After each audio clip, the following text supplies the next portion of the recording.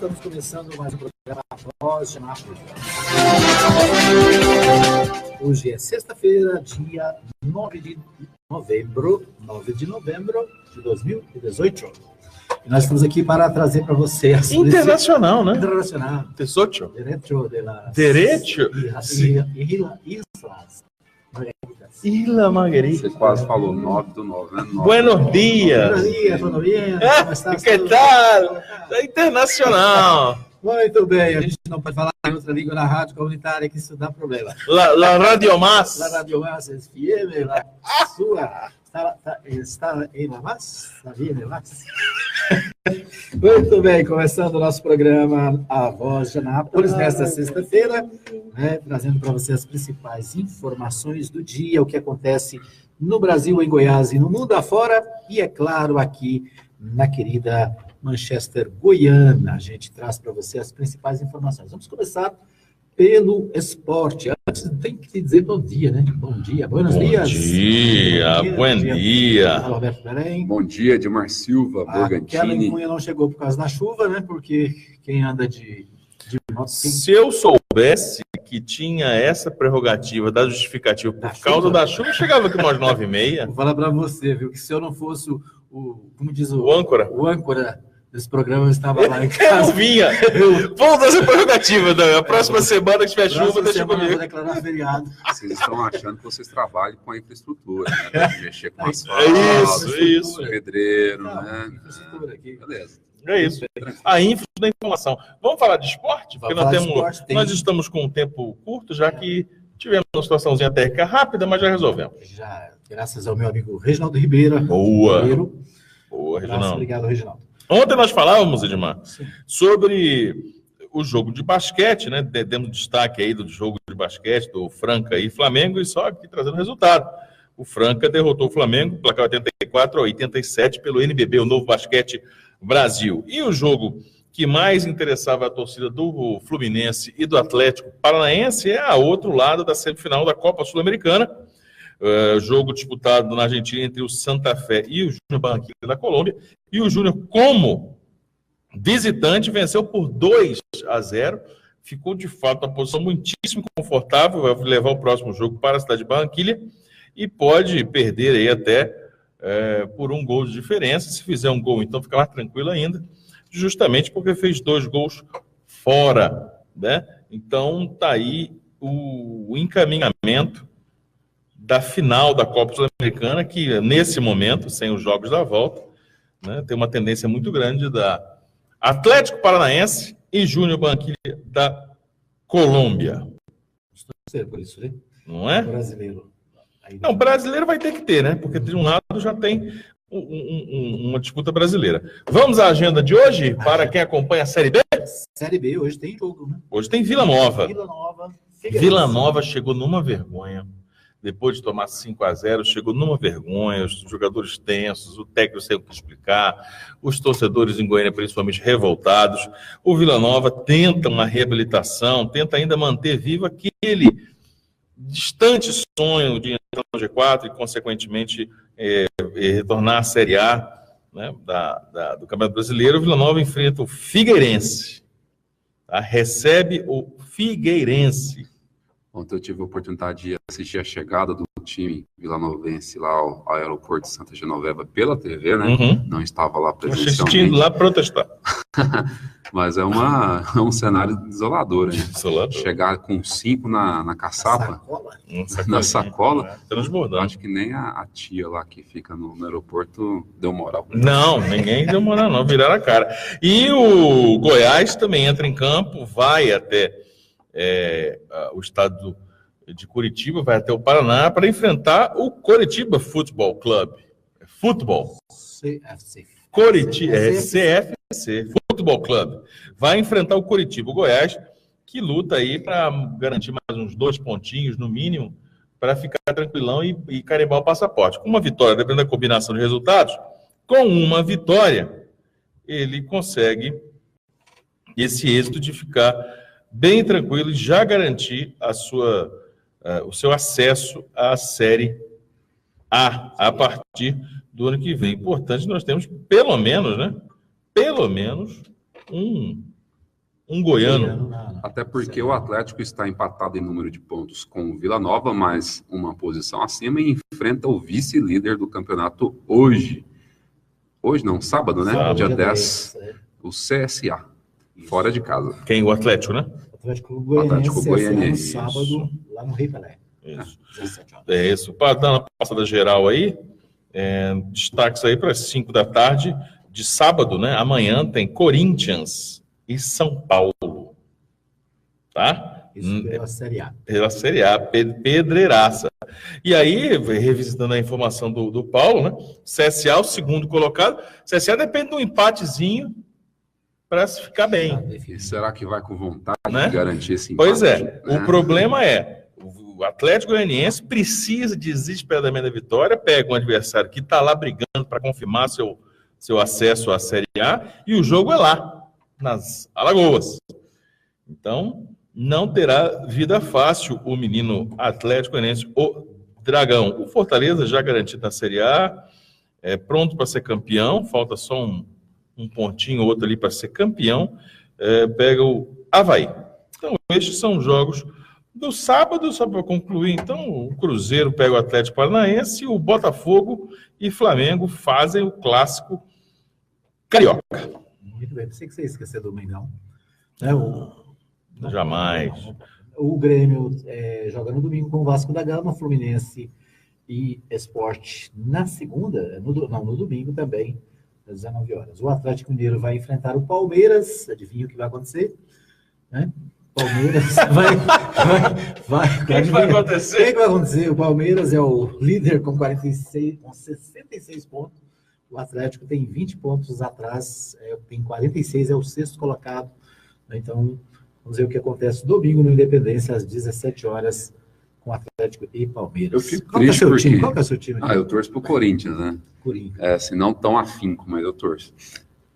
Eu fico triste pelos goianos, né? Times goianos. Há umas semanas atrás, a gente estava discutindo, assim, esperançosamente, a possibilidade dos 3 irem e estarem indo na Série A do campeonato, que seria um ganho, assim, reparável, não, como que fala? Um ganho indiscutível, né, para o futebol aqui do estado, que fica muito limitado aí nesse primeiro semestre, sem expectativa, digamos, para uma competição muito maior que eles disputam, né? Pelo quadro que está aí, apenas o Goiás, né, tem chance de... Vai dar lógico, né? Vai dar lógica. Apenas o Goiás deve ir para a primeira divisão, né? A não ser que aconteça um milagre aí para os vilanovenses e atleticanos, né? Muito bem, então aí as notícias do esporte. Com as notícias do esporte, a gente vai... E só uma informação, quem teve o tempo todo, grande parte do campeonato, mais perto de ir para a Série A, foi o Vila Nova. O Vila Nova. E agora é quem tem a mais remota chance, né? Porque o Atlético Goianiense tem 52 pontos, está distante, o Avaí tem 57, ou seja, está complicadíssimo, assim como o Vila Nova está na 8ª posição com 52 também, ou seja, então, são 5 pontos de diferença na reta final. Então, muitíssimo difícil imaginar que vai haver uma combinação amalucada de resultados, mas o do Vila Nova foi o que esteve mais perto esse tempo todo de conseguir mais uma vez morre na praia.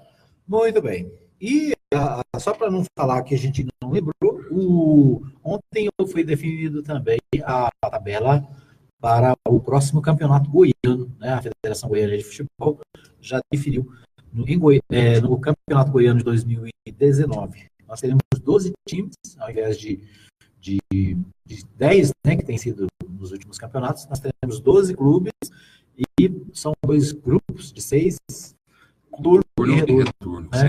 Sem aquele chamado terceiro turno. Né? Então, são informações aí também da Federação Goiana de Futebol, que já prepara, se eu não me engano, começa dia 19 de janeiro, né? O Campeonato Goiano. Sim, eu lembro que a final vai ser no dia 21 de abril. 21 de abril, isso mesmo. 19 de fevereiro a 21 de abril. Muito bem, depois a gente traz mais informações aí do Goianão, que só começa, né, em janeiro. Nós vamos para um pequeno intervalo, daqui a pouquinho a gente volta com mais informações no jornal A Voz do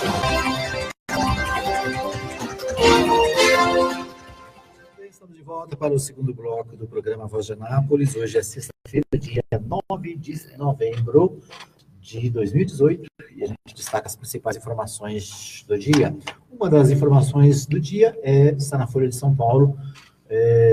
Sem mexer na Constituição, a reforma alternativa de Bolsonaro atinge mais INSS. A alternativa tende a poupar servidores, mas a elevação de alíquota é analisada por Bolsonaro. Essa matéria fala sobre o INSS, né? Vamos dizer assim, a previdência privada. Os trabalhadores da iniciativa privada podem ser mais afetados que os servidores públicos se o presidente Michel Temer e o eleito Jair Bolsonaro trabalharem em conjunto pela aprovação ainda em 2018 da reforma da Previdência. Diante da falta de apoio do Congresso e do tempo curto até o fim do ano, mudança de regras da aposentadoria por projeto de lei ou medida provisória tem sido apontada como alternativa. Ou seja, não dá tempo, não tem condição de fazer reforma da Constituição e o governo Temer e o governo Bolsonaro estão tentando outras alternativas. Aqui, Bergatini e Paulo trata do trabalhador que é vinculado ao Instituto Nacional de Previdência Social, o INSS, né, o famoso IPS. Agora, parece que os servidores públicos também estão com a barba de molho, né? Estão com a barba de molho, principalmente... Totalmente de molho. Não, eles estão muito assustados, ou pelo menos deveriam estar, porque entre as propostas, aquilo que pode ser feito por emenda constitucional aí do presidente, né, sem a votação, ele prevê uma alteração que pode chegar a 22%. 22% para os servidores federais. Veja que interessante que é isso. Hoje é pago uma contribuição de 11% no município de Anápolis, certo? Alíquota máxima. Em Goiás, há uma discussão muito grande, porque estava em 14, era o teto de 14, foi aumentando para 14,25% recentemente, e isso gerou uma confusão muito grande. Porque disse, isso é constitucional, não pode, esse aumento, como é que faz? Tudo bem. Acontece que agora, nesta negociação entre Bolsonaro e Temer, veja, falamos de municipal e estadual, tá? A ideia deles é que façam uma alteração na federal para servidores, né, ligados ao governo federal. Essa alteração pode chegar até uma contribuição de 22%. Mas por que está falando de municipal e estadual? Porque grande parte das regras adotadas para a contribuição são vinculadas às alterações do governo federal. Mudou lá, muda aqui, muda cá, muda colar, por efeito cascata, já que é uma vinculação, né, feita a partir desse acordo. Então, veja o que pode acontecer com o trabalhador em relação à sua contribuição. Podemos dizer que isso pode ser um parâmetro para que os governos estaduais, nessa escada de importância de esferas, possam seguir, sim, o que manda lá em cima, né? Às vezes os governadores até ficam travados em querer aumentar a alíquota e até ficam resguardados por essas questões, em dizer, aqui vai ser isso, mas eu vou acompanhar o que mudar lá em cima. Eu queria, né? Na verdade o discurso assim, não, eu gostaria de fazer assim, mas tenho que obedecer a... Agora, se mudar lá em cima, digamos que para 22, se no estado hoje é 14,2, vamos aumentar para 18, que não vai ser o teto, mas eu estou sendo justo aqui com vocês, goianos, né? Digamos. Eu não sei se isso pode ser acompanhado na esfera municipal, mas acredito que também, né? Que possa ser válido também, né? A tendência é essa, né? Agora, tem que pensar, eu estava pensando aqui, é o seguinte, o servidor ele já tem um desconto de imposto de renda na faixa de 27%, né? Se ele tiver mais 22% de desconto da Previdência, isso significa 49% do... 50%. Ou seja, metade do salário do salário do trabalhador. Vai ficar para o Leão. Vai ficar para o Leão e para o INSS. O INSS não, né? No INSS, Sim, casos... Previdência Pública, Muito bem, então, são as possibilidades, né, que estão se aventando. Tomara que sejam meras especulações, né? A gente pensa que... Na verdade, é o seguinte, o governo Temer tentou de toda forma, de toda maneira, fazer a mudança na Previdência, né? Houve manifestações, houve resistência, não conseguiu. Agora, o novo presidente, ele chega com a força do voto. Né? O presidente Temer não tinha e nunca teve capital político em seu governo, nenhum dia de seu governo, né? Até que para fazer algumas mudanças aí que precisavam de apoio, teve que fazer barganhas, trocas, concessões de emendas, aquele famoso acordo. Né? Agora, o Bolsonaro chega com esse capital político. Chega. Com essa credibilidade de mexer aonde ele entende que precisa mexer, e a população não vai chiar tanto quanto o Temer quando quis fazer. A questão acho que a população vai chiar sim, Paulo. Eu só acredito agora, nós precisamos perceber qual vai ser a pressão em cima dos parlamentares, em cima dos deputados e senadores eleitos pelos estados, por parte da população, para votar isso. Porque, veja, Bolsonaro chega, eleito, tudo mais, tem a credibilidade que o Temer não teve, como você disse, e eu acho totalmente verdadeiro isso, né? É a credibilidade que somente o voto pode dar na democracia. Que bom que acontece isso, né? Não temos uma imposição antidemocrática, mas o fato precisa de alterações que tenham respaldo do Congresso Nacional Brasileiro. Então, como é que isso pode acontecer sem haver uma discussão? E em haver discussão, como é que vai acontecer sem haver uma pressão por parte da população? Eu estou aqui exatamente com um texto do que nós estamos falando, da chamada versão light. Né? A articulação é feita com parlamentares e governadores aliados. Tá?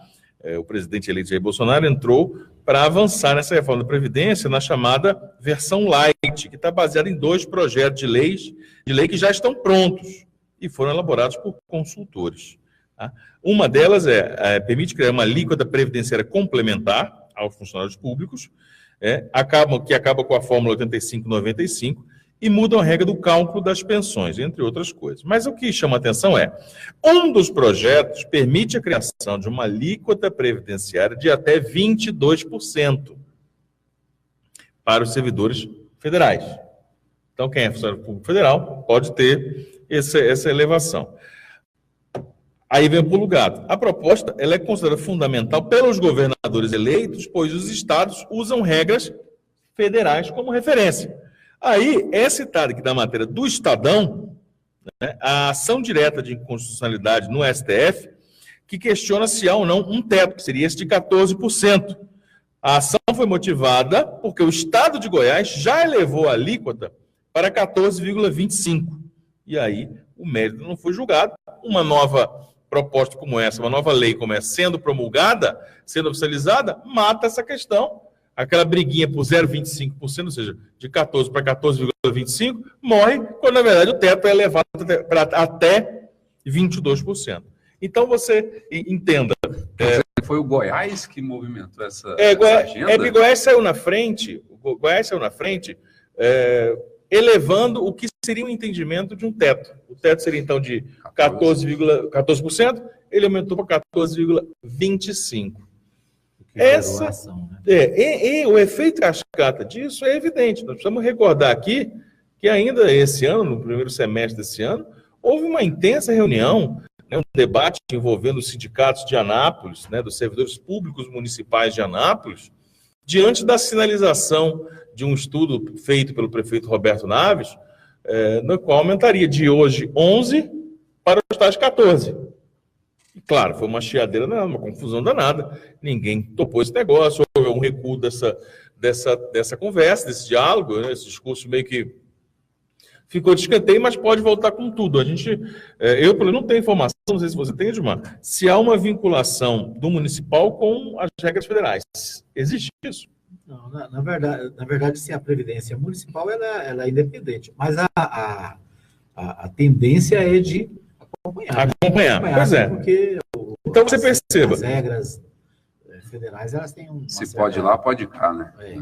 Aliás, se pode ir lá, na verdade é o seguinte, o que vai acontecer, com certeza, é que aumentando em nível federal, porque todas as previdências, aí é fato, né? Se a Previdência Nacional, ela está com dificuldades, as municipais muito pior, né? Porque a Previdência Municipal é um negócio assim que tem muita gente acha que não deu certo, a maioria das cidades enfrenta problemas, né?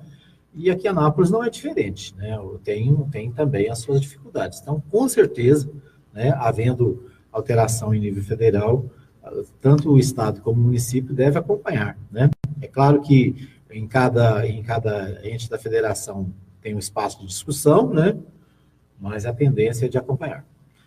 Então, é isso aí, é o que aguarda o trabalhador brasileiro. Agora, interessante porque o novo governo, ao mesmo tempo que está trabalhando nessa questão da Previdência, né? Insistindo na mudança, por outro lado, desmonta, né? Desmonta o Ministério do Trabalho, né? Com a retirada daquele imposto sindical, né?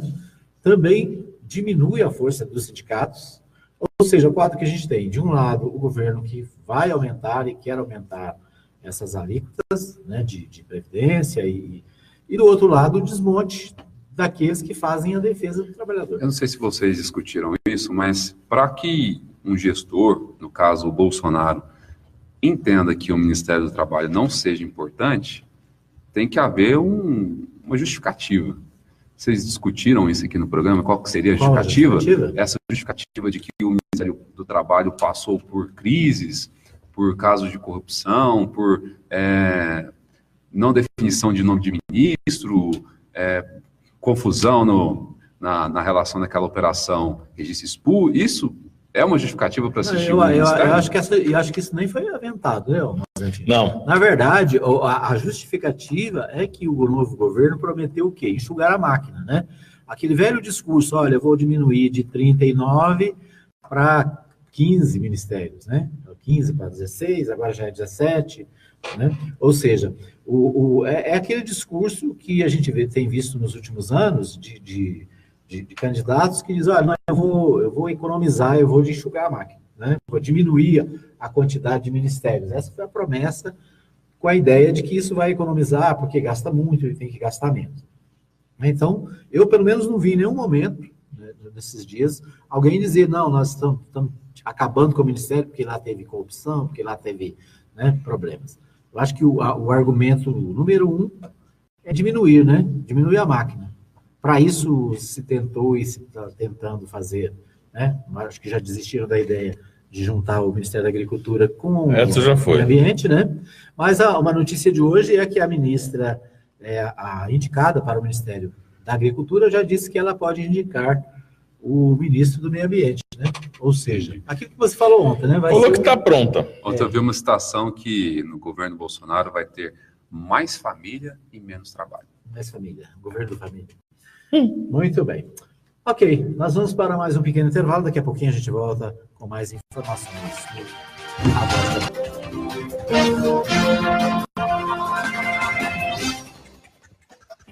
Muito bem, estamos de volta para mais um bloco do programa A Voz de Anápolis. Você ligado aqui, bem informado, você ouve nosso programa em 87.9, você ouve também no nosso site fmmais.com.br e ainda nas redes sociais. Quero abraçar a todos que estão conosco aqui pelo Facebook, acompanhando o nosso programa da manhã chuvosa desta sexta-feira, hoje, dia 9 de novembro de 2018. E agradecendo a todos que nos acompanham na nossa live. Obrigado pelo carinho da sua audiência, né? Tem algumas pessoas que, Paulo, né, dizem, olha, por favor, não manda abraço para mim, porque eu não posso aparecer acompanhando o programa. Então, eu quero mandar um abraço para quem está acompanhando o programa, né? Se você quiser acompanhar o programa com segurança, sem que nós saibamos, é só baixar o nosso aplicativo no seu smartphone. Nós temos, então, ouvintes anônimos. Legal. É isso aí, mas a gente agradece. A gente orienta aí que você, se você não estiver nas áreas que o nosso sinal da Rádio Mais FM chegue, só acessar fmmais.com.br, um som limpíssimo, do qual eu já utilizei quando estava em outras cidades para acompanhar o programa A Voz de Anápolis. Isso. Além disso, o aplicativo também, né? O aplicativo para o smartphone é também É uma opção muito boa. Se você tem sistema Android, você digita FM mais Anápolis, né, e vai encontrar o nosso aplicativo aí rapidinho, vai baixar e vai poder ouvir pelo aplicativo da Mais. Você pode também baixar o TuneIn, né, que é um aplicativo de rádios, onde você vai encontrar a Mais FM, a Nova Gospel e muitas outras emissoras da cidade de Goiás, do Brasil e do mundo, tá bom? Então, há muitas maneiras, né, para você acompanhar o nosso programa. Mas nós vamos à pauta nacional aqui, o Henrique Morgantini. A notícia número 1 aqui do G1 e dos demais sites de notícia é: Polícia Federal prende Joesley, Ricardo Saldi e Antônio Andrade, vice-governador de Minas Gerais. A operação investiga esquema de corrupção no Ministério da Agricultura durante o governo Dilma. Outras 7 pessoas foram presas. Agora há pouco, né, a manchete dava conta apenas do Joesley e do Antônio Andrade. E agora já o Ricardo Saldi também preso nessa nova operação, né, uma operação que investiga corrupção, né? São agentes da Polícia Federal que cumprem 63 mandados de busca e apreensão e 19 de prisão no Distrito Federal, em Minas Gerais, São Paulo, Rio de Janeiro, Paraíba e Mato Grosso. O que chama a atenção nessa operação é que ela pertence à Operação Lava Jato e ela está repreendendo de novo. Não é repreendendo, não, prendendo de novo aqueles que já foram presos da mesma operação. Ou seja, a Lava Jato começa a dar voltas. O que isso nos permite pensar, não é um pensamento fechado, mas imaginar, de que somente essa ação, no sentido de coibir, no sentido de prender, não está funcionando, porque você está saindo e recometendo crimes, e se mantendo no tal mecanismo, se mantendo no tal esquema de corrupção. Então, saiu, foi, beleza, negociei por esse aqui, aí continua fazendo outro negócio, só tem um negócio ali. E aí nos leva a pensar, escuta, que hora que isso termina? Que se não houver uma ruptura, uma quebra, uma interrupção nesse esquema montado, e que, independentemente de quem está lá, ele acontece, quer dizer, independente do presidente, ou do deputado, ou do gestor lá do Ministério tal, seja Agricultura, Trabalho, porque o empresário tal, seja a Odebrecht, a JBS, seja a Camargo Correia, parece que quando entra tem já um mecanismo montado que é gerido. Ele falou, você entra assim. Você quer, o que você faz? Você é político? Não, eu sou empresa. Na empresa você entra assim, você pega o contrato, tem que passar tantos por cento. O que você é? Você é político, você aprova lei tal, apoia tal, não consegue tal, e sobra tantos por cento para você. Quer dizer, parece que cada agente tem a sua função dentro de um esquema de corrupção no Brasil. E aí parece que você vai caçando, pegando as pessoas, elas vão fazendo acordo, vão saindo, vão voltando e vão fazendo tudo de novo. Estava fazendo uma busca aqui a respeito de se vice-governadores poderiam ser presos assim, sem autorização do STJ, ou uma ação movida pelo STJ, que encaminha as assembleias legislativas, diz que essa precedência não se estende aos vice-governadores. Aos governadores, sim. Então, ele poderia ser preso aí nessa operação que foi citada, só para a informação. Muito bem. Aqui a matéria no G1 fala sobre o Joesley Batista. O nome de Joesley começou a aparecer com mais força no noticiário da Lava Jato em maio de 2017, quando chegou ao conhecimento do público uma conversa que ele gravou com o presidente Michel Temer no Palácio Jaburu. Joesley visitou o Temer na residência oficial em março daquele ano e gravou o presidente em segredo. No áudio, o empresário sugere que tem feito pagamentos para comprar o silêncio do deputado cassado e preso Eduardo Cunha. Nesse momento, Temer respondeu: tem que manter isso aí, viu? O caso deflagrou a maior crise política do governo Temer e gerou 2 denúncias contra o presidente, apresentadas pela Procuradoria-Geral da República. Ambas foram barradas na Câmara. Joesley, seu irmão Wesley Batista e o executivo Ricardo Saldi fecharam um acordo de delação premiada com o Ministério Público Federal, no qual se comprometeram a prestar informações sobre irregularidades das quais participaram em troca do abrandamento das possíveis penas. É isso aquilo que você disse, né, Martins? É uma volta ao que já Você viu, olha, pegou ele num crime ali, negociou, saiu, pagou, acertou, né, fez delação premiada, aí ele saiu, ele é pego por outra coisa. E aí vai, quer dizer, nós temos vários casos do cara que saiu e continuou cometendo crimes, continuou tendo relações com os grupos a qual ele tinha sido investigado. É a tal da reincidência. E falta pouco, viu, seu Edmar? Falta pouco para o Temer ser investigado. Mas há controvérsias, né? Eu estava vendo uma notícia hoje. Mas o que vai ter de deputado aí que votou pela manutenção da governabilidade, que não era hora de colocar um novo impeachment, ele vai ser julgado, vai ser investigado assim que ele sair do governo? Não vai ter isso, não? Pois é, a notícia que eu vi, não sei se procede, é que o presidente Temer e o presidente eleito Jair Bolsonaro combinaram que o presidente Temer vai ser embaixador do Brasil lá na Europa. Não, quem falou isso? Não, quem falou isso? Eu vi isso no noticiário. Isso é fake news, Edmar. Edmar, se uma história dessa... Não, essa história está correndo mesmo. Não, essa história está correndo mesmo. Não sei se é verdade. Agora, se uma história dessa se confirma, uma coisa que disse, está na CBN, é que o Temer pode ser aproveitado pelo governo. A gente não sabe se pode ser um consultor, pode falar alguma coisa. Porque talvez o Bolsonaro tenha falado isso também por uma forma de educação, foi recebido, falou, ele é importante para o Brasil. Não, dizer só e acabou. Agora, colocá-lo numa estrutura federal é livrá-lo de investigações, né? Então. É blindar. É fake news? Não sei, isso aqui é a notícia. Está rodando por aí, tá. É claro que tem que apurar, né? Bom, deputados presos no Rio de Janeiro lotearam postos do Detran em 20 cidades.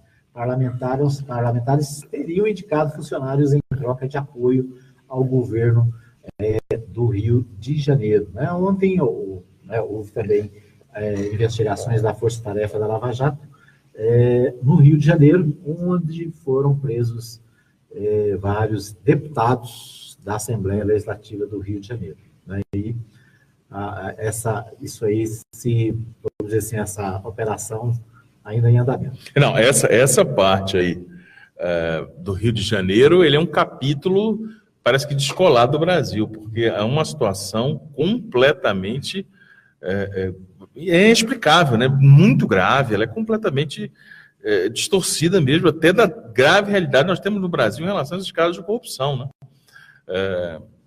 Nós temos lá pessoas que estão presas, que foram presas, que novamente, aquela história, entram no mesmo esquema e está do mesmo jeito, e nós estamos falando de autoridades, nós estamos falando do presidente da Assembleia Legislativa do Estado do Rio de Janeiro.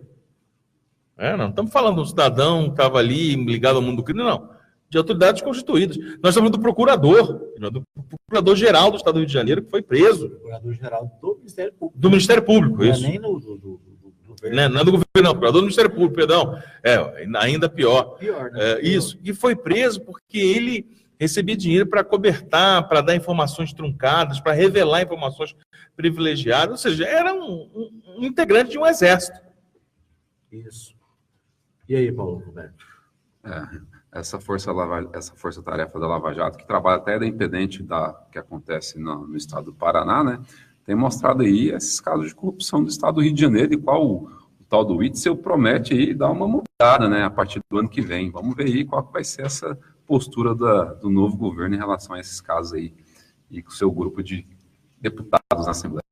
E por falar em operações, a Polícia Federal desarticula quadrilha, teria desviado 40 milhões da saúde e educação no Pará. Agentes cumprem nesta sexta-feira, dia 9 mandados de prisão e 30 de busca e apreensão. Segundo a PF, suspeitos usavam empresas de fachada para participar de processo de licitação, oferecendo produtos que não eram entregues a prefeituras. Então, outra operação acontece agora também pela manhã, lá no Pará, e aí o alvo é secretarias de educação e saúde. Ou seja, a Polícia Federal está trabalhando para caramba, né? Para todo lado. Para toda banda. Tem muito serviço, e essa operação também no Pará, de acordo com a polícia, o prejuízo pode chegar a 40 milhões em recursos desviados do Sistema Único de Saúde, do SUS, e programas com fundo de manutenção da educação, né? Então, mais uma operação essa aqui, notícia de última hora, agora pela manhã também acontecendo lá no Pará. A economia com o auxílio moradia não cobre reajuste salarial. É uma manchete do UOL ainda sobre o reajuste dos ministros do Supremo Tribunal Federal. Né? É porque tem essa conversa, não, vai ter o aumento de 16%, mas vai ter o corte do auxílio moradia. Né? Não, essa é um debate a ser feito, né? Porque não é sumário, né? Não é compulsório. Não tem essa, na verdade, são coisas diferentes, né? O aumento está definido, agora a questão do auxílio moradia vai ser ainda discutido. O fato é que o UOL faz a matéria dizendo o seguinte, que um não cobre o outro. Quer dizer, retirar o auxílio moradia não vai compensar o reajuste salarial dos ministros. Nós temos uma possibilidade aí do presidente Temer vetar essa matéria ainda, né? É preciso lembrar que quando chegou aquele reajuste de 70% lá na Dilma, lá atrás, ela vetou. Ela bancou esse enfrentamento com o judiciário e com o legislativo brasileiro, que tinha aprovado. E ela falou, não, isso não é hora disso não, gente. E vetou. Então, poderia haver a possibilidade de Michel Temer falar, não vou fazer.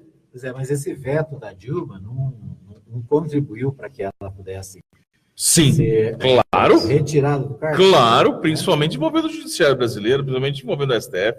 Então, eu tenho cá minhas dúvidas. Acho que o presidente Temer, primeiro que ele não está preocupado com a pesquisa, né? Com a popularidade. A popularidade dele é o quê?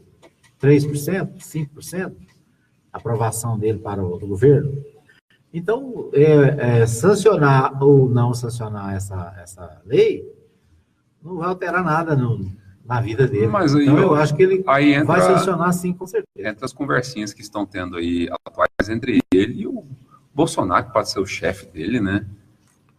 Pois é, mas o ministro, se eu não me engano, o vice-presidente, que disse semana passada, né, logo depois dessa discussão, que o presidente teria que ganhar pelo menos 100 mil reais, não foi isso? Foi o general Mourão que disse essa frase? Né? Ou seja, na minha avaliação, né, se o vice-presidente está dizendo isso, que o salário é pouco, logo, né, a sanção no projeto dessa lei, ela vem com certeza, né? Porque você fala assim, não, é impossível, não dá, não pode, tem que economizar, todo mundo tem que sacrificar, né? O fato é que é o seguinte, o discurso é assim, todo mundo tem que fazer sacrifício, tem que reduzir os gastos, mas na hora de reduzir, quem é que paga o pato? Né? Quem é que paga? Né? Nós falamos aqui da questão da Previdência. Quem é que vai pagar, né, o pato aí pela Previdência? É um tapa na cara da sociedade, né? Porque, claro que a gente não quer que todo mundo no Brasil ganhe aí 40 mil reais, né? Claro que não, né? Nós queremos que seja justo para todos, né? Todas as esferas aí.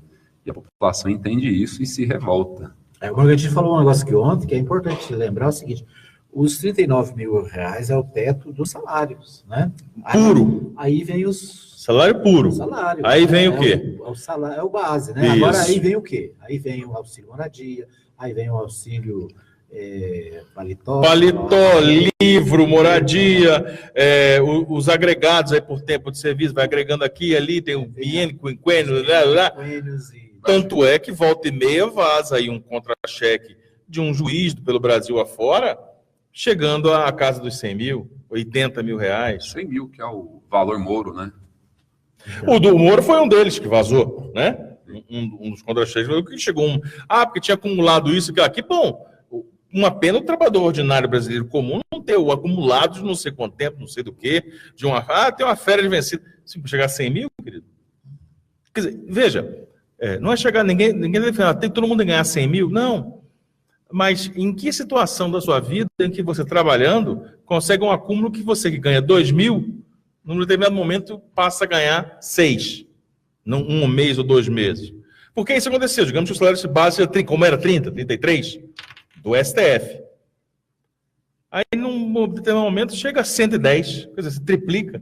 Porque teve aqui, ali, acumulou, não sei o quê. Teve férias, teve isso. Teve, né?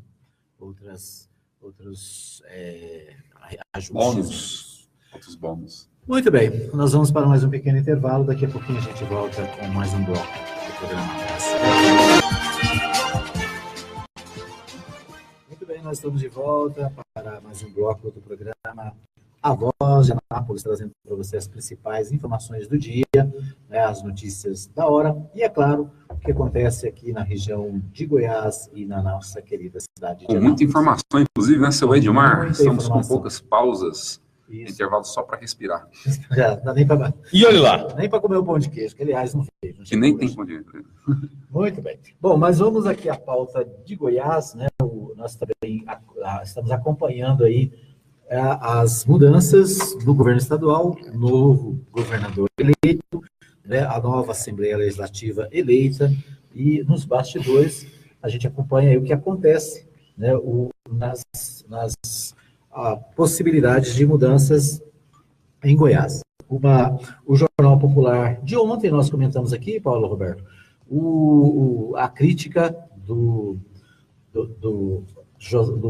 Lereia, né, do ex-deputado Lereia, dizendo que o Ronaldo Caiado até agora não definiu nenhum nome, não disse o que vai fazer, está ainda indefinida a nova gestão para Goiás. Né? Eu acredito que, na verdade, ele não tenha divulgado nenhum, né? Nem especulado nomes aí que estejam na cabeça ou numa listinha do seu Ronaldo Caiado, que nós estamos aí há menos de 2 meses aí da imersão do Ronaldo Caiado no Palácio do Planalto.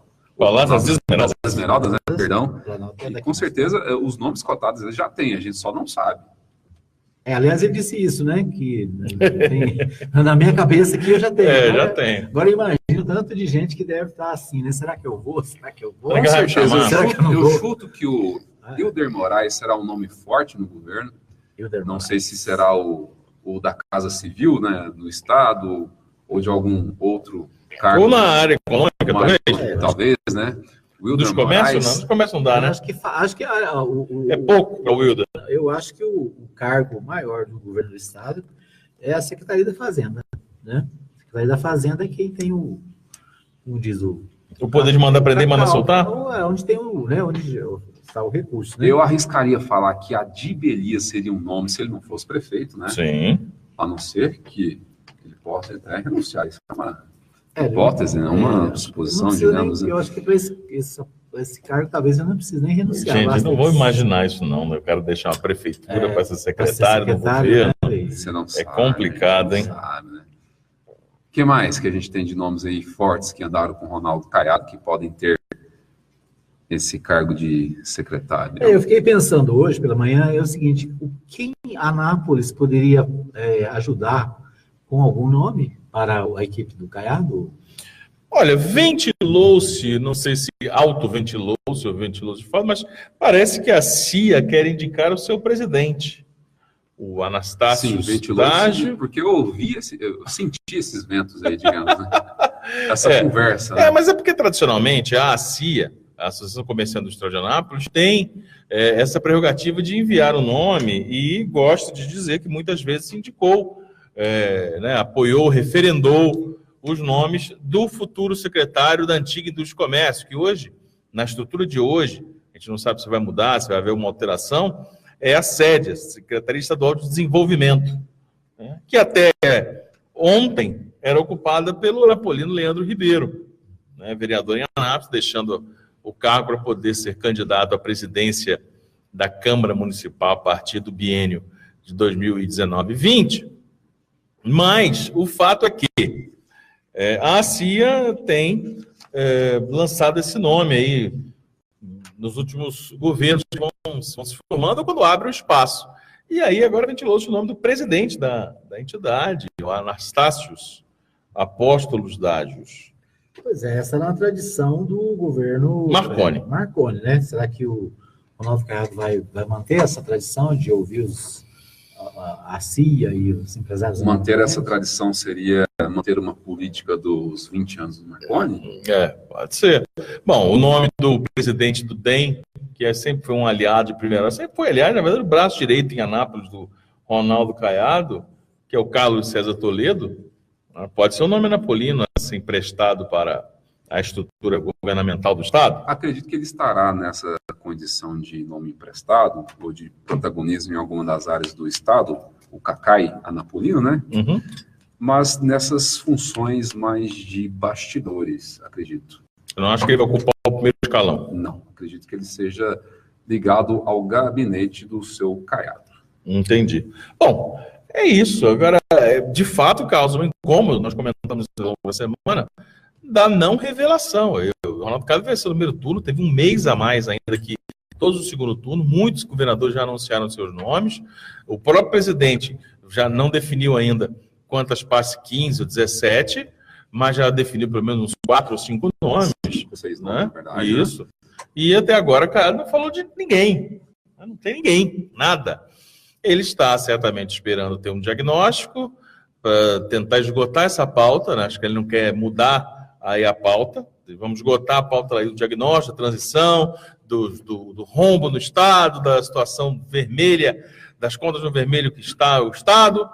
E aí nós vamos falar de novo. Acho que existe uma didática nessa estratégia em fornecer pautas para a imprensa da cobertura política. Estiveram com o Ronaldo Caiado, se não me engano, foram 3 ou 4 partidos, né? Foi o PP, quais foram os outros mais? PP, PRB, não, PRB não estava, não tem essa menção, mas entende-se que Caiado não tem amarras partidárias, né? Digamos que tenha que lotear, né? Entre os partidos que tenham dado apoio a ele, esses cargos de primeiro escalão, até porque ganhou em primeiro turno e está sacramentado essa discussão. Mas a expectativa, sim, pelos nomes é importante. À medida que também os eleitores ou os correligionários de Caiado defendem nas redes sociais que ele está primeiro estudando justamente isso aí que vocês falaram, o Estado, para ver quem vai se encaixar aí do grupo dele em cada área de administração do Estado. Essa é uma situação. Politicamente, não há um leque significativo aí na base de Caiado, na base eleitoral, né, na campanha, para que ele ocupe todos esses espaços. E, além do mais, ele precisa ampliar essa base para dar mais sustentabilidade ao próprio diálogo com a Assembleia Legislativa. Sim. Bom, o Paulo Giro traz aqui, o Margentina, a informação é a seguinte: o Ronaldo Caiado esteve, mais uma vez, se reuniu ontem em Brasília com o presidente eleito Jair Bolsonaro e com os futuros ministros Sérgio Moro, da Justiça, e Paulo Guedes, da Economia, para discutir parcerias entre os futuros governos. Um dos principais temas tratados foi a criação do Núcleo de Combate à Corrupção e ao Crime Organizado, que foi uma das promessas centrais da sua campanha. Durante a conversa, o democrata iniciou tratativas para que a Polícia Federal e a Receita Federal possam integrar os trabalhos que serão realizados em conjunto com as forças policiais goianas e também com o Ministério Público. Conforme o apurado, ficou acertado o comprometimento de Moro na estruturação desse núcleo em Goiás, inclusive durante os processos de transição de governos. O Estado possui estrutura semelhante em funcionamento, mas o governador eleito tem dito que a mesma ganhará mais estrutura a partir de 2019. Então, o Caiado foi ao Bolsonaro e aos futuros ministros Sérgio Moro e Paulo Guedes para tratar dessa questão de combate à corrupção, né? Essa vamos dizer assim, ações para dar, vamos dizer, cumprimento a essas promessas, né, que foram feitas com relação a essa questão da corrupção. Acredito que o Caiado esteja mais cumprindo essa agenda em Brasília pela sua condição de senador da República, né, que deve atuar aí, inclusive, nessas questões de aprovações de matérias que o governo eleito e o governo que está saindo estão tentando articular aí, para dar digamos que um gás para o Bolsonaro a partir do dia 1º de janeiro. E nessa brecha, com certeza, está tentando captar essas matérias para si aqui no estado de Goiás.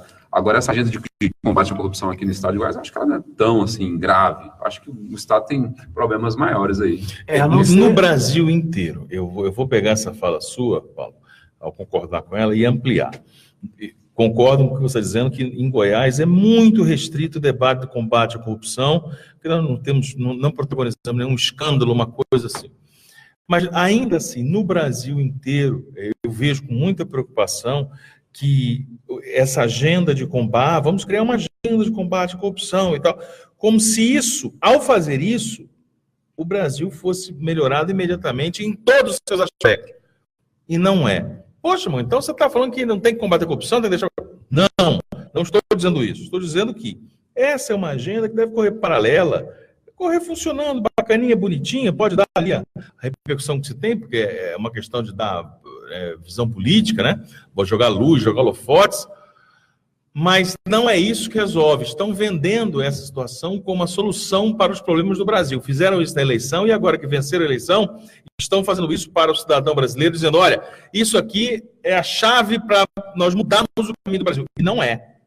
E não é, porque não é a corrupção que está gerando dificuldades financeiras, não é a corrupção que está dando problema na Previdência, não é a corrupção que está lotando os hospitais, não é a corrupção que está sucateando a educação no Brasil, não é a corrupção que está dando problema na limitação da proteção social, do assistencialismo social brasileiro. Todos esses pontos que eu citei têm casos de corrupção, mas eles não são, isso aí só pega números, eles não são aquilo que está ruendo. 60% da capacidade de investimento da saúde do Brasil está sendo consumido pela corrupção. Não é isso. Nós temos que combater a corrupção de uma forma sistêmica, com uma política de Estado. Não existe um governo que é contra a corrupção e os outros não são. Isso é uma balela. Quem acreditar numa trouxice dessa. Agora, nós temos que manter a agenda do Brasil em primeiro lugar. Por exemplo, se nós pegarmos essa agenda, esse compromisso de Ronaldo Caiado, ele fez 2 visitas, uma técnica e outra política. A técnica é reunir com o Paulo Guedes e escuta, o que a gente vai poder mexer para os estados, em especial para o meu estado, lá Goiás, em relação a dinheiro. Eu preciso de dinheiro lá, coisa está feia, está complicada, vamos negociar. O que dá para fazer? Essa é a técnica. Por quê? Porque sem dinheiro, querido, não adianta ter combate à corrupção, não. Se não tiver dinheiro, o cara não vai ter nem o que pegar. Não vai ter nem corrupção. Não pode ter isso, exato. E a outra é a política. Olha, vamos no Sérgio Moro, não vamos definir uma agenda de corrupção. Tá bom, defina a agenda. Show de bola, ninguém está aqui questionando. Não faz isso não, porque isso é bobagem. Não. Acontece que isso, ao ser colocado em pé de igualdade com essa outra pauta que é econômica, parece que, olha, se nós resolvemos essas duas coisas, nós estamos tranquilos. Não está. Ontem, uma repercussão muito grande, um tweet, né, uma mensagem no Twitter do Jair Messias Bolsonaro, dizendo, meu primeiro ato como presidente será o de abrir a caixa preta do BNDES. Pô, os ligados ao Bolsonaro, apoiadores, ficaram loucos. É isso aí, que maravilha, excelente. Tá bom, vai abrir a caixa preta? O que ele quer dizer com isso? Revelar os contratos? Tem contrato com tal empresa, com tal... Aí vamos para o jurídico. Tem alguma ilegalidade nos contratos? Não, mas veja bem, só fez aqui para apoio. Tá bom, tem ilegalidade? Não tem, vai ter discurso político. Porque, veja, lá no BNDES tem a Odebrecht, imagina, a JBS, essas grandes empresas do Brasil que recebem. Mas tem o Flávio Rocha também, da Riachuelo. Tem também o Luciano Hang, apoiador na Havan. Vai abrir a caixa preta desse aí também ou não? Ou só vai abrir de quem achar que é vermelho? Porque está se tratando, parece que o BNDES já está condenado a ter corrupção. Vou abrir a caixa preta. Não, faz o seguinte, abre a caixa preta da saúde, presidente. Abre a caixa preta das pensões militares, das viúvas e das filhas que estão com 60 anos de idade militares e são solteiras até hoje. Porque se casar perde benefício, então elas têm filhos, mas não se casam legalmente, que consome 17 bilhões. Abre a caixa preta. Abre a caixa preta da educação, para a gente tentar evoluir no processo educacional, fazendo ele mais inclusivo. O Brasil precisa de uma agenda que promova avanço. Agora, se quiser fazer perseguição, tudo bem. Olha, quem tem que ter medo é quem deve. É quem está realmente com o nome ali, falou, esse negócio apareceu. Agora, qual é o percentual dos brasileiros que vão ser atendidos ou atingidos pelo combate à corrupção no BNDES? Põe um percentual. Vamos jogar alto. São 250 milhões de brasileiros? É isso? Sim, 201, 202. 201? Por aí. 250 milhões, eu estou aqui na população americana. 201. Vamos botar 1%. Jogando alto. Pronto. Vai ser atingido, ou punido, ou vai ser beneficiado. A vida vai melhorar se combater a corrupção nesse negócio. Veja, repito, não estou falando para não combater, estou falando da abrangência. Agora, imagina se você intervir e agir positivamente para melhorar a saúde, a educação e segurança pública. Qual é o percentual que vai ser atingido dos brasileiros? Pronto, aí disso nós estamos falando. Nós temos que dar prioridade àquilo que é mais importante, àquilo que vai atender a mais gente, àquilo que vai salvar mais vidas. É só isso. Essa agenda aí é para justamente alienados baterem palma, achar que é a solução da lavoura. Vão ver, e num curtíssimo espaço de tempo, que não só não é a solução, como isso vai mascarar a inoperância em outras áreas. A gente programa o nosso dia, a nossa semana, o nosso mês, o nosso ano em áreas ou em períodos, digamos, né? Digamos que o Bolsonaro, a partir que toma posse, vai tomar para si essa agenda de combate à corrupção, essa agenda de fazer assim abrir-se a caixa preta do BNDES. Numa semana, vou dedicar 3 dias para estudar o BNDES. Aí vai ficar quantos dias, ou digamos, quantas horas do dia para você dar importância para isso que o Morgantini disse, para você viabilizar políticas públicas para a educação, políticas públicas para a saúde, que são as áreas para a segurança pública, que é o pilar, né, que está sendo mais importante até que saúde e educação aí nessa linha de importância, né? Na verdade, a questão por exemplo, a gente começou essa história com o Ronaldo Caiado, que foi ao presidente e aos futuros ministros para falar de corrupção, né? Agora, o que foi colocado aqui. Tá bom, quanto que nós vamos conseguir para a educação de Goiás, né? Quanto que nós vamos conseguir do governo federal no ano de 2019 para quitar com as OSs, né, que o governo deixou aí sem pagar? Quanto que o governo federal vai repassar para a construção de novas creches? Não, né? Construção de novas não, para terminar o que está aí. Para terminar as que estão paradas. Ou seja, é a pauta do dia a dia do cidadão. Porque o cidadão, tudo bem, ele está preocupado com a corrupção, claro, né? É fundamental o combate à corrupção. Agora, não pode ser o único discurso, né? Não pode ser a única preocupação. A preocupação tem que ser também dar a solução para os problemas da população do Estado. Olha, o que o Paulo falou é interessante, irmão. Quando você tem que sair na rua, sair de casa hoje, eu tinha que vir aqui para a rádio, né? Das 8 às 10 eu estou aqui na rádio. Eu também quero comprar pilha para o meu controle remoto. O controle remoto da minha TV está fraco. Eu tenho que apertar, sabe aquela coisa que apertar muito? Tá aí demais, na marca você é mais forte. Isso, tem que apertar, machuca o dedo ali, porque a pilha está fraca. Eu saio de casa, você que está me ouvindo já entendeu a lógica. Em vez de eu vir aqui para a rádio, vou lá para a porta do mercado, espero abrir, entro a fila, tal. Por quê? Porque eu precisava comprar minha pilha. Aí depois eu venho para cá. O que era? As duas coisas têm importância. Eu preciso ver TV, eu quero ver TV, tenho que ligar lá no controle remoto, mas eu tenho que trabalhar, tenho que ficar, tenho que atuar. Aí eu inverto essa lógica. O que é melhor? O que é mais importante? Eu comprar pilha? Eu não vou deixar de comprar pilha. Eu vou comprar no mesmo dia em que eu vir aqui trabalhar, atuar como jornalista, como comentarista aqui na Mais FM. O que acontece se eu largo para lá e depois eu apareço lá para as 9 e pouco, eu apareço lá na rádio e falo, gente, eu tive que comprar pilha porque eu estava sem... Imagina como é que eu vou comentar aqui sem ver TV, gente? Sem a pilha do meu controle remoto? É tão somente isso. É definir prioridades. O que é mais prioritário? O que atende mais gente? O que é mais importante? Ora, é simples. Vamos continuar com essa analogia aqui do Morgantini. Se eu atraso, se eu não venho trabalhar e eu perco o emprego, eu perco dinheiro, perco receita, com o tempo, nem dinheiro para comprar toda a pilha eu vou ter. Então, se você não tem uma condição de trabalho, se você não tem uma condição de renda, para que se preocupar com o que estão tomando de você? Nós precisamos... Vou repetir, deve ser a terceira ou quarta vez que eu falo isso. Ninguém aqui é contra uma pauta anticorrupção. O que preocupa, causa muita preocupação, é que a pauta anticorrupção vire bandeira de um governo. E isso não é bandeira de um governo, isso é bandeira do judiciário implantada no governo, isso é bandeira do judiciário que deve ser defendida e estimulada e facilitada com transparência de todos os governos, todas as esferas, mas dizer que isso é o principal assunto é muito pouco. E o preço vai ser caro para cada um de nós. Muito bem, nós vamos mais aqui para o intervalo, daqui a pouquinho a gente volta com mais informações do programa A Voz.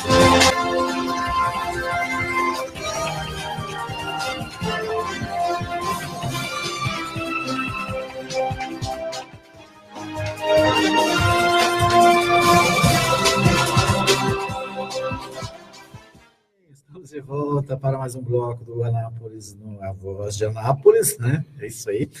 E trazendo para você as principais informações do dia, os principais debates que estão na mídia nacional, na mídia goiana e, é claro, aqui na cidade. Vamos falar da cidade aí, o Paulo Roberto Morgantini? Vamos! O que nós temos aí da cidade para o nosso ouvinte? Nossos áudios estão aí no tapa? Deixa eu colocar aqui no ponto. No ponto? Para a gente poder ouvir aqui a manifestação dos nossos queridos anapolinos. Nós vamos com quem? Começar com quem aqui? Na verdade, a gente vai começar falando de um assunto aqui que está sendo o assunto da semana, que é a retirada das árvores decenárias lá da Praça Dom Emanuel.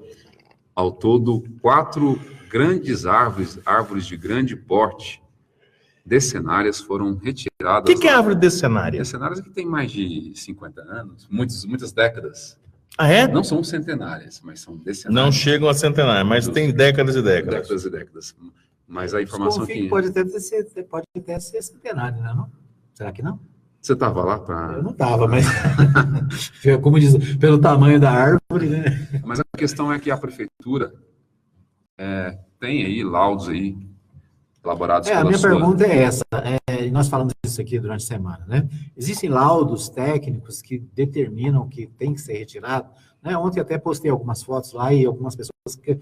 na verdade, eu coloquei as fotos, não questionando se está tirando, se não está tirando, mas coloquei as fotos na rede até para registro, né?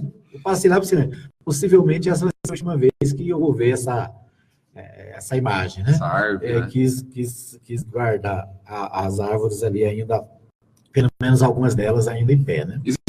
Agora, a pergunta é essa, né? Tem laudo técnico, porque essa tentativa de retirar as árvores já aconteceu em anos passados, né? Eu me lembro que alguns anos atrás teve essa preocupação de retirar, porque estava ameaçando, causando problema. Existe um processo administrativo que teve uma manifestação da Procuradoria do Município, embasado com laudos da Secretaria de Meio Ambiente, dizendo que sim, que era necessário fazer a retirada, né? Ontem mesmo eu fui até a Promotoria de Meio Ambiente aqui na cidade de Anápolis, para conversar com a doutora Sandra Mara Garbellini, que é a promotora da área ambiental da nossa cidade. Ela não está num congresso durante essa semana, e não foi possível a gente falar com ela. Mas ali, com a sua assessoria, eu questionei se teria que ter algum despacho da promotoria em relação a isso, né? A essa possibilidade, a essa atitude da prefeitura, no caso. Ele disse que não precisava, que o município pode sim agir por conveniência, né? Pelo seu entendimento, né? Que somente quando isso fosse legal que elas que poderiam se manifestar. Mas a questão é que a gente ouviu a população lá da Praça Dom Emanuel, que estava passando lá, que vai dar um retrato aí do que aconteceu aí nessa semana para os nossos ouvintes da Rádio Mais FM.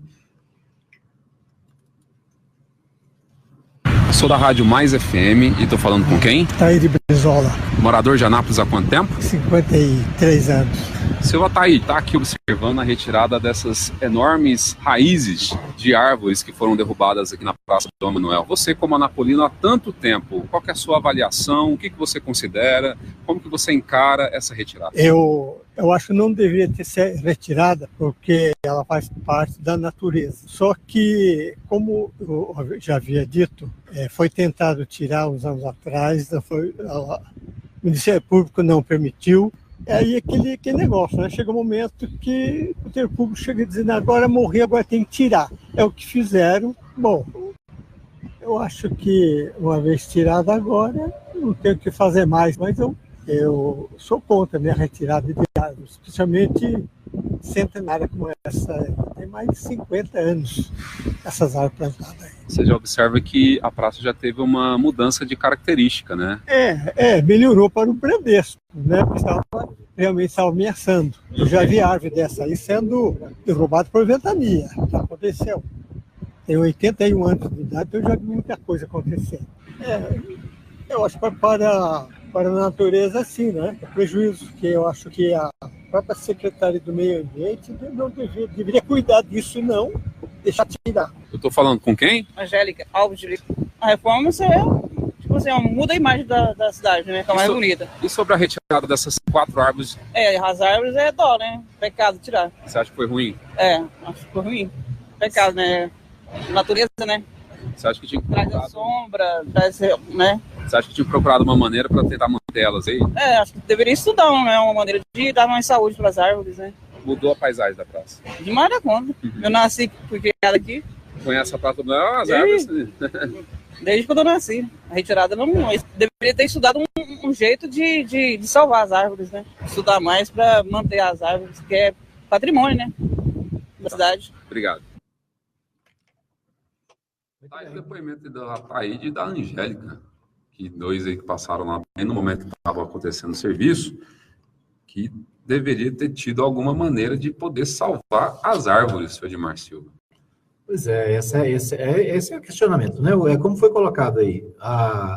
Mexe no meio ambiente, mexe na história da cidade. Agora, se tem laudo técnico, se realmente as árvores traziam, vamos dizer assim, perigo, né? Na verdade, a preocupação maior é o perigo com quem transita por ali, né? Se tem esses laudos, né? Ok, fazer o quê, né? Mas é lamentável do ponto de vista urbanístico, do ponto de vista da história da cidade. E até para dar mais segurança para essa atitude, seria interessante, né, seria importante, mas é um lapso que nós temos visto em outras áreas da prefeitura atualmente. Mas seria muito importante que se apresentasse um projeto antes, que se debatesse antes. Para justamente evitar esse desgaste, aí eu falo do ponto de vista estratégico, político e da comunicação, sobretudo. Porque quando você faz uma situação como essa, você gera uma revolta, gera uma insatisfação, é só ver as redes sociais como estão. Aí o que acontece? Você tem que explicar, não, gente, estava podre. Mas estava, não estava, faltou transparência e mostrar. Não, mas nós vamos mudar, vamos fazer uma coisa nova lá. Cadê? Não, ainda vai ter. Não é mais fácil você falar, olha, está aqui o laudo, está podre, vamos precisar tirar. No lugar disso aqui nós vamos tirar, vai estar isso aqui, ó. Vamos colocar esse projeto. Aí, se quiser ser democrático, se quiser ser organizado, debata. Debata com a sociedade, faça audiência pública e fala, olha, eu acho que esse projeto podia ser ampliado para isso, aquilo, mas que está feio, troca de lado, põe essa árvore de lado, assim, sabe? Igual videogame, quando você, aquela coisa de... Quem joga videogame sabe, você vai montar um cenáriozinho, bota para cá, bota a casinha para lá, bota não sei o quê. Arrumou, todo mundo gostou, então vamos executar. Aí, quem o desavisado que aparecer, falou assim, nossa, derrubaram essa... Não, você estava de fora, você não participou, tá podre, todo mundo já viu, você foi chamado, não quis participar. Agora, acho que o Ministério Público deveria ter envolvimento maior nisso, ao que parece. Lembro do caso de outra praça histórica, essa urbanística, arquitetonicamente histórica, que é a Praça Bom Jesus, que para se fazer uma revitalização, não era reforma, não era mudar, não, mas uma revitalização, passou por um extenuante processo de questionamento do Ministério Público. Justo, faz o debate, porque agora, se alguém chega lá falando alguma coisa, não, até o Ministério Público se meteu aqui e falou, fez audiência, participou de todo o processo, audiências públicas, todo mundo conversou. Isso é transparência. Agora, não dá para esperar isso no governo municipal que extingue direitos de trabalhadores, que troca direitos de trabalhadores, que faz reajustes, faz mudanças, alterações que prejudicam trabalhadores municipais, por exemplo, sem sequer fazer um debate.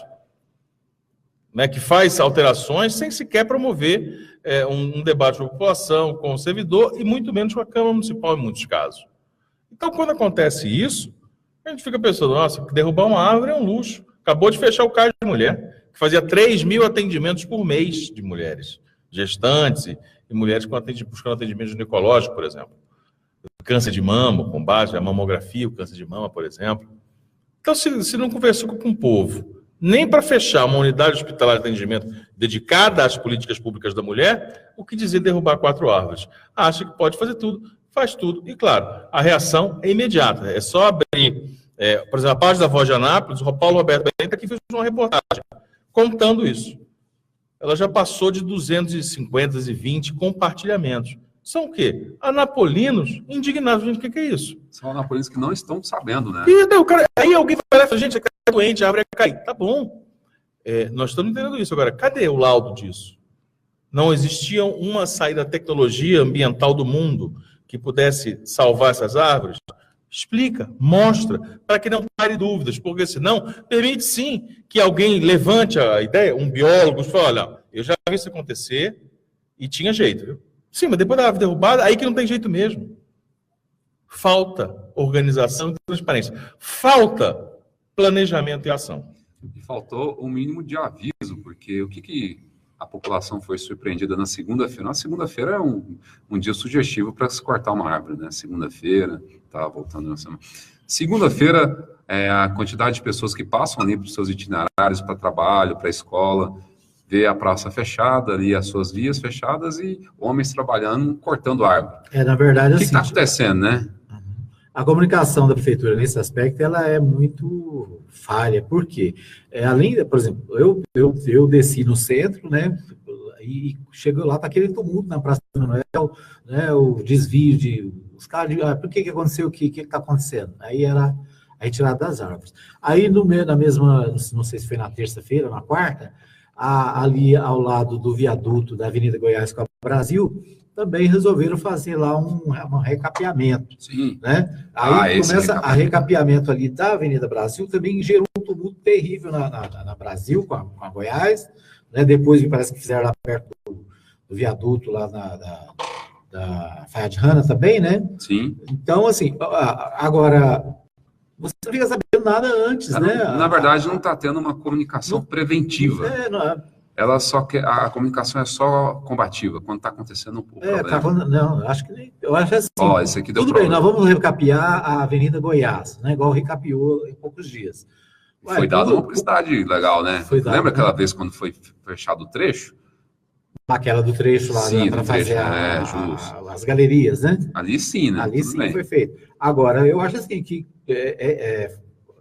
vai interferir no trânsito, né? Porque é muito mais simples o cidadão sair por outros caminhos e não ter que passar ali naquele tumulto, né?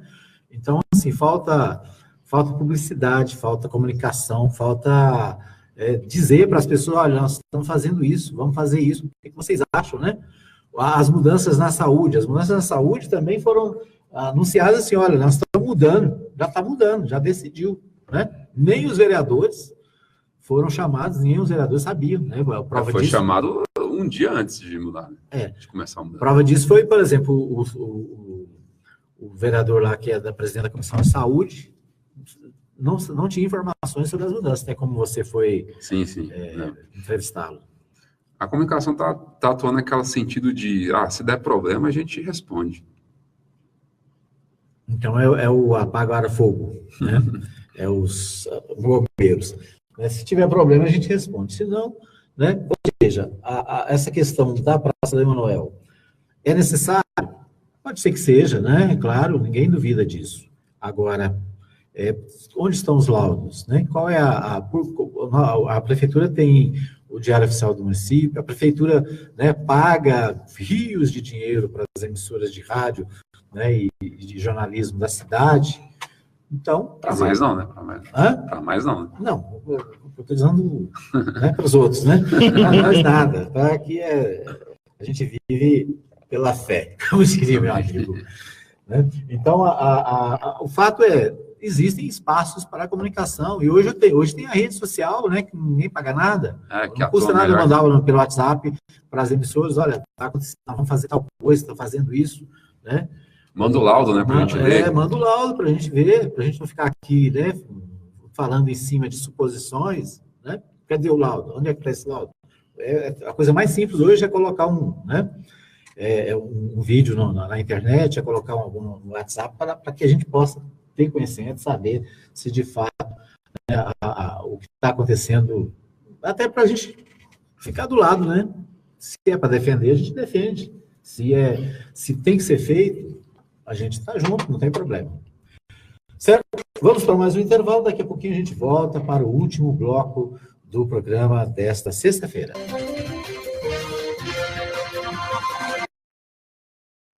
Nós estamos de volta agora para o último bloco do programa Voz de Anápolis desta sexta-feira, hoje, dia 9 de novembro de 2018, trazendo as principais informações para você que nos acompanha, agradecendo a todos que estão conosco pelo Facebook, a Adriana Pereira desejando um bom dia para todos nós, ótima sexta-feira de muita chuva para todos, é isso aí. O Eduardo Diagramações aqui também falando sobre, dizendo que petista tem medo de combate à corrupção, até porque se a corrupção for combatida, o PT entra em extinção. O PT inventou a corrupção? Inventou, né? E pelo jeito nós aqui estamos com medo, porque o nosso nome deve estar lá. Ô, Eduardo, eu acho que o maior castigo que nós podemos dar a você é deixá-lo preso, exatamente nesse seu pensamento. Quem pensa assim, tem como pior castigo, como pior vilão a si mesmo. Ele ganhou 4 eleições, 4. Não ganhou uma, não, e com suspeita de caixa 2 milionário de WhatsApp, não. Ganhou 4 eleições. E tem uma aliança com o povo que certamente não é um partido inventado como o PSL. Mas o fato é que a eleição passou, meu caro. Fazer debate eleitoral, eu tenho uma linha de pensamento, você tem outra, e ela foi confrontada na eleição. E a sua venceu, por maioria, né? por 37% dos votos dos brasileiros, contra 32% do segundo colocado. O fato é que agora a agenda é outra. Fica falando do PT, o PT já perdeu a eleição nacional. O PT já não é mais governo. Agora, Eduardo, você vai ter que explicar o Magno Malta, vai ter que explicar o caixa 2 do Onyx Lorenzoni, a qual ele pediu desculpas e, segundo o Sérgio Moro, tudo bem. Vai ter que explicar o fim do Ministério do Trabalho. Vai ter que explicar, Eduardo, quando você começar a perceber que a sua vida vai piorar muito por causa das medidas que esse presidente, que você deve chamar de mito, foi eleito. Ah, mas como é que você sabe? Não aconteceu ainda?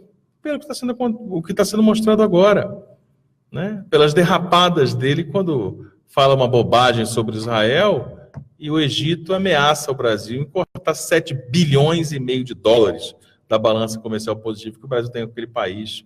Quando ele fala uma bobagem sobre Taiwan e a China ameaça retaliação. A China é o segundo maior país do mundo, segundo maior economia do mundo. Quando ele acaba com o Ministério do Trabalho, ou anuncia que vai acabar o Ministério do Trabalho, que tem 88 anos e é responsável pela regulação das relações de trabalho. Eu não sei qual que é o seu segmento, além de saber que você trabalha com diagramação, mas eu imagino que você esteja muito mais protegido pelas leis que protegem o trabalhador do que pelas leis que protegem o grande empresário. Então, eu vou gastar um negócio aqui com você, Eduardo. Tem um poeta inglês, escocês, na verdade, chamado John Donne, e ele escreveu um poema chamado Por Quem os Sinos Dobram. Depois o Hemingway usou essa frase para escrever um livro muito famoso, Por Quem os Sinos Dobram. Eu recomendaria que você lesse os dois.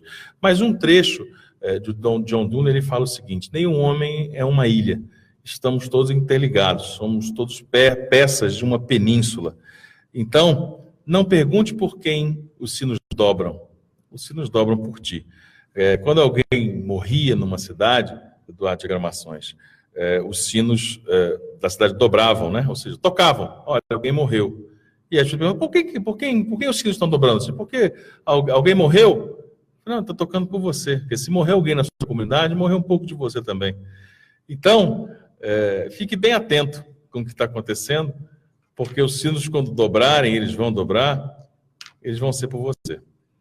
Muito bem. Então, um abraço aí para os nossos ouvintes, nossos internautas, o pessoal da Condicionado Arco-Íris, sempre ligados, desejando um bom dia para todos nós. O meu amigo Heleno Rosa, meu locutor esportivo preferido, aqui da Mais FM, está também desejando um bom dia para todos nós. Bom dia para você também, Heleno, para toda a equipe aí do estúdio KDK Music. Isso aí, Heleno Rosa, que é também músico e tem o estúdio KDK Music aqui no setor sul. Um abraço para Heleno. É isso aí, agradecendo aqui a todos os ouvintes, não sei se eu agradecer a Adriana Pereira, que está conosco também, né? O José Justino também, desde o início do programa, conectado. Obrigado ao José Justino pela audiência. Muito bem. Vamos falar com nossos eleitores aí que não votaram porque não quiseram. Quem não votou foi pescar, ou por algum outro motivo, né? A gente foi lá no cartório eleitoral e falou com a chefe do cartório, a Patrícia Mello, que vai contar aí qual que é o procedimento para justificar voto que não foi justificado lá na forma legal nas sessões eleitorais. Isso. Quem não votou no primeiro turno, quem não votou no segundo turno. Mas só que tem um recado. Se você não votou porque não quis ou porque não estava com vontade, essa aí você não pôde, né? Cabe.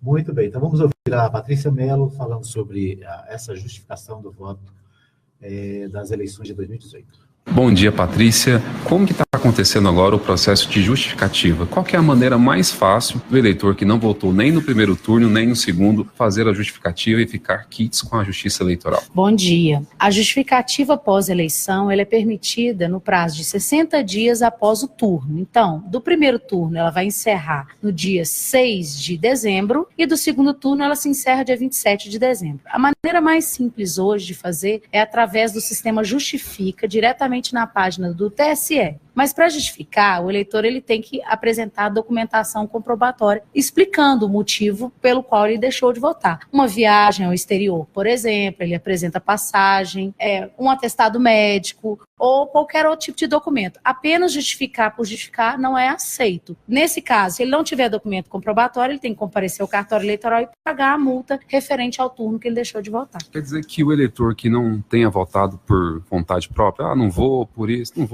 não tem nenhuma justificativa nem de viagem, nem de saúde, essa justificativa não é aceita. Não, o voto ele é obrigatório. Então, se ele não votou porque ele não quis, ele tem que pagar a multa eleitoral, que é no valor de R$ 3,50, mas ele tem que comparecer ao cartório eleitoral, retirar a guia de multa, pagar somente no Banco do Brasil e voltar ao cartório eleitoral. Tudo um trabalho, né, digamos. Sim, tem todo um trabalho, tá ficando muito cheio, o cartório está muito cheio, então ele está gastando bastante tempo nisso aí.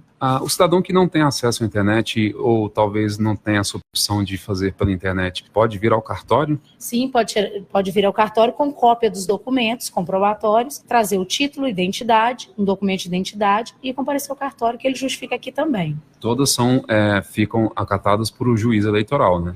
Os juízes eleitorais, aqui nós temos 3 nomes, eles vão deferir ou indeferir o pedido de justificativa. Qual que é a dica que você dá para aquele que vai preferir vir aqui de justificar aqui no cartório eleitoral? Faça pela internet, o cartório está ficando muito cheio e tem eleitores que estão fazendo título pela primeira vez, transferindo ou até mesmo fazendo uma reimpressão do título. A procura tem sido absurda, muito grande, muitas filas. Não venha ao cartório, opte sempre pela internet. Obrigado, bom dia. Obrigada, bom dia. Muito bem, então ouvimos aí a Patrícia Mello falando sobre essa questão da justificativa do voto.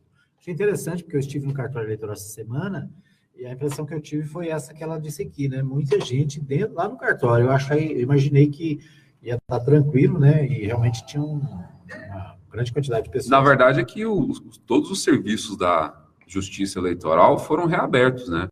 Se eu quiser me inscrever no meu título, eu estou indo lá. Se eu quiser ver outra questão relacionada a título, se ele está ativo, se não está ativo, de pagar multa, tá todo mundo lá, né? Transferência, mudança de domicílio.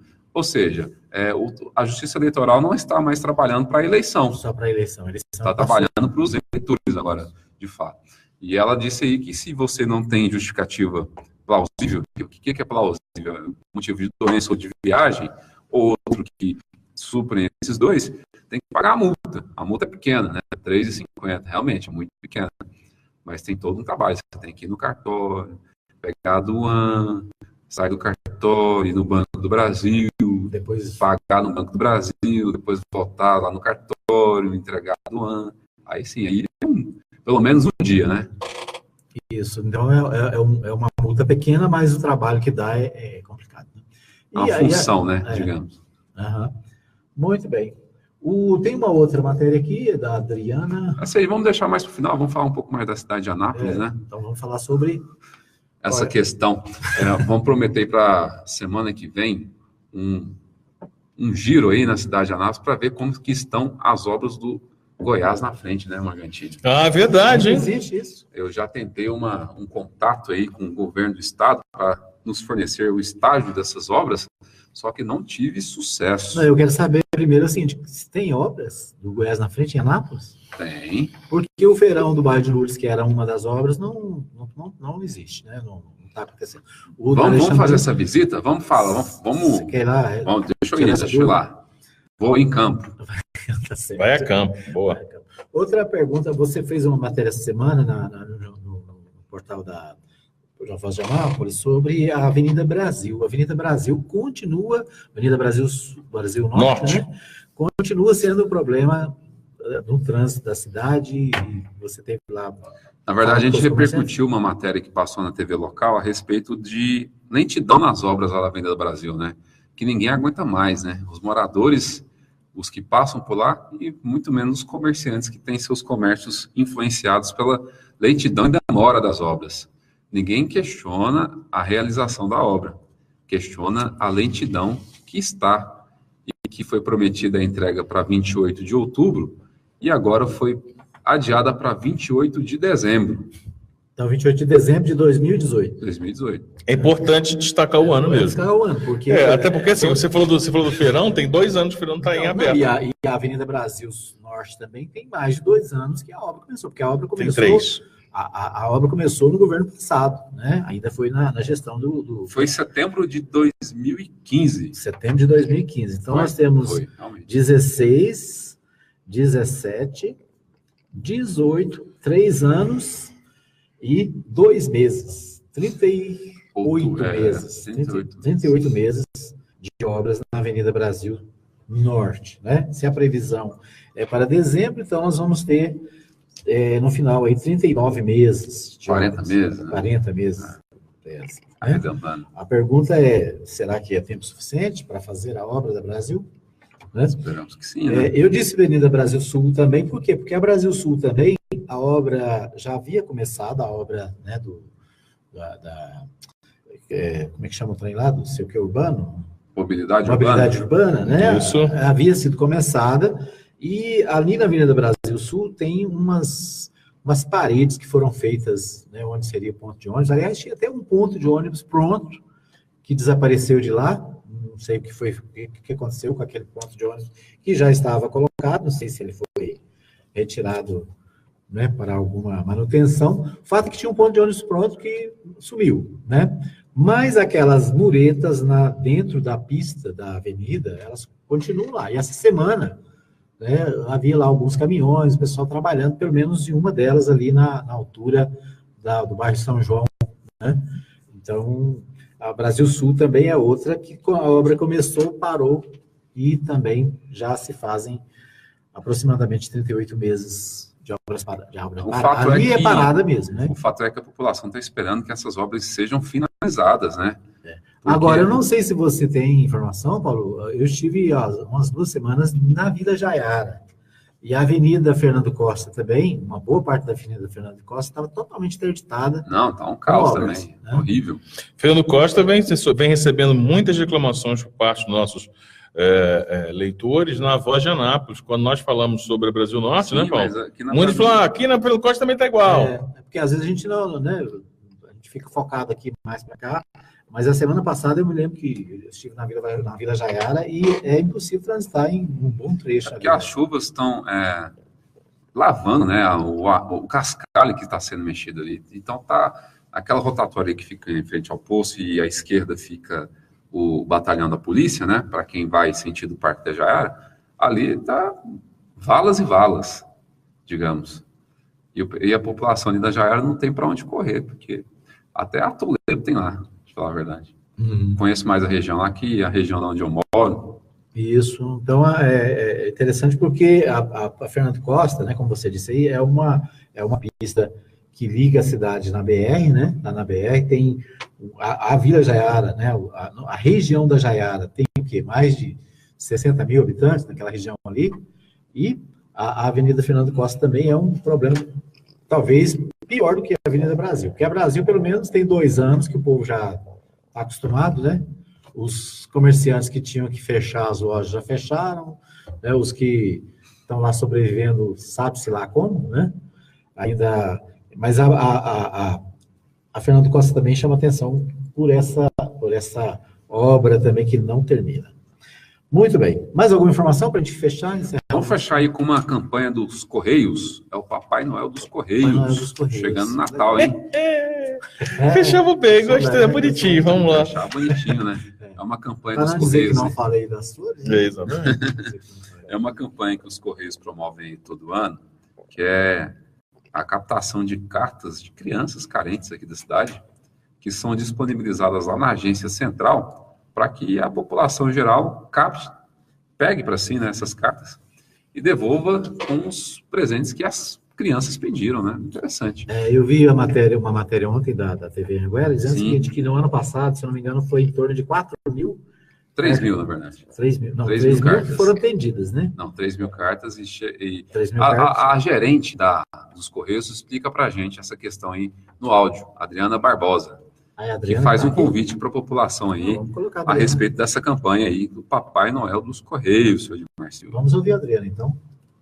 Eu vou falar com a Adriana Barbosa, gerente da Central dos Correios aqui de Anápolis, que vai falar de um projeto muito bonito e que tem duração nesse período, o período do Natal. É o Papai Noel dos Correios, né, Adriana? Bom dia. Bom dia, é isso mesmo. É um projeto que já dura 29 anos, um projeto que o Correio intermedia com a sociedade e as crianças carentes. As crianças carentes escrevem para o Papai Noel, a gente recebe essas cartinhas, faz um cadastro, disponibiliza para a sociedade vir e apadrinhar essas cartinhas. A partir do momento que eles apadrinham as cartinhas, eles devolvem o presente aqui para a gente e a gente entrega no endereço da criança. Então vamos falar de prazos, né? Que tudo tem que ser organizado, né? Até quando as crianças podem mandar as cartinhas e quais são os outros prazos importantes dentro desse projeto aqui, Ana? Então, as crianças já podem entregar as cartinhas, o prazo para elas entregarem é até 30 de novembro. Os padrinhos já estão disponíveis as cartinhas para eles adotarem e eles podem entregar o presente aqui na agência central, que é o dia 8 de dezembro, que a gente pede um prazo razoável para a gente conseguir entregar esses presentes na casa das crianças antes do Natal. A proposta é que chegue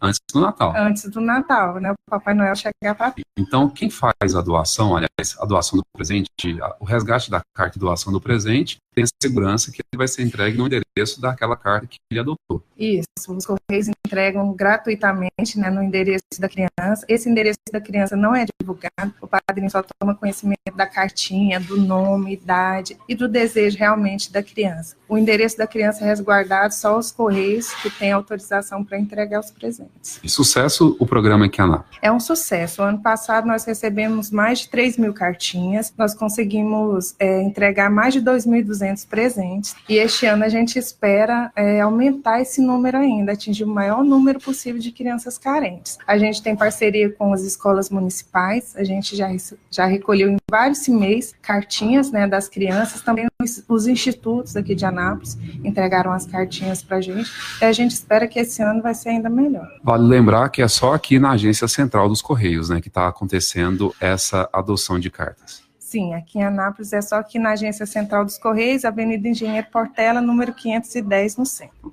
Muito obrigado para Mais FM, um bom dia e um bom Natal, né? Obrigada pela divulgação, espero os padrinhos aqui para adotarem essas cartinhas, né, tirarem o sonho dessas crianças do papel. E Feliz Natal para todos. Muito bem, então ouvimos aí, né, a Adriana Barbosa. Barbosa. Né, ela que é dos Correios, falando sobre o Natal, né, dos Correios, que já é uma tradição, segundo ela, 39 anos, né? 29 anos. Eu estou exagerando tudo hoje. 29 anos já tradicional. E a gente estava comentando aqui, né, enquanto a Adriana falava, a forma, né?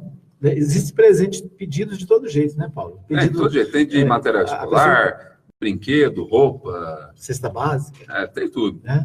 Então, assim, as crianças pedem coisas, é claro, né? Além das bicicletas, dos carrinhos, sim, coisas das viáveis, bonecas, né? Também pedem coisas simples e, às vezes, fácil de atender, né? Sim.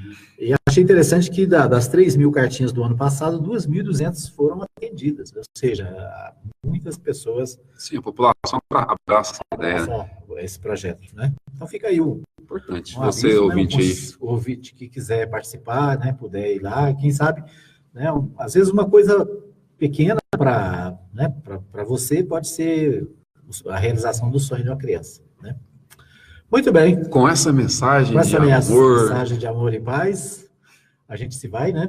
Nós nos despedimos com o compromisso de retorno na segunda-feira. Se Deus quiser, segunda-feira às 8 da manhã nós estaremos de volta com o programa Anápolis é Notícia aqui no Mais FM. Um abraço para você, Paulo. Boa semana. Muito obrigado, boa sexta para todos e até a próxima oportunidade.